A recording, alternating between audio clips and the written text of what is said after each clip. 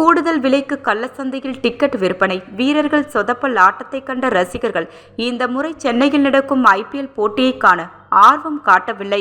இதனால் டிக்கெட் வாங்க ஆளில்லாத நிலை ஏற்பட்டுள்ளது. IPL கிரிக்கெட் போட்டி தொடர் தற்போது நாடு முழுவதும் நடக்கிறது. போட்டிகளுக்கான டிக்கெட் கட்டண நிர்ணயத்தில் முறைகேடு நடப்பதாகவும் கூடுதல் விலைக்கு கள்ளச்சந்தையில் டிக்கெட் விற்பனை நடப்பதாகவும் ரசிகர்கள் தொடர்ந்து புகார் கூறி வருகின்றனர். இவ்வாறு அதிக விலை கொடுத்து டிக்கெட் வாங்கி போட்டியை காண செல்லும் ரசிகர்களை திருப்திப்படுத்தும் வகையில் ஆட்டம் எதுவும் சிறப்பாக இல்லை. சென்னை அணி வீரர்கள் அடுத்தடுத்த போட்டிகளில் சொதப்பி வருகின்றனர். தொடர்ந்து 6 போட்டிகளில் தோல்வியை தழுவியதால் ரசிகர்களின் ஆர்வம் குறைந்துவிட்டது. இந்நிலையில் வரும் 25ஆம் தேதி ஐதராபாத்தை எதிர்த்து சென்னை அணி சேப்பாக்கம் மைதானத்தில் விளையாட உள்ளது. இந்த போட்டிக்கான டிக்கெட் விற்பனை இன்று காலை தொடங்கியது.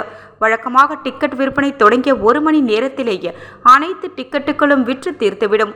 ஆனால் இன்று அப்படி நடக்கவில்லை.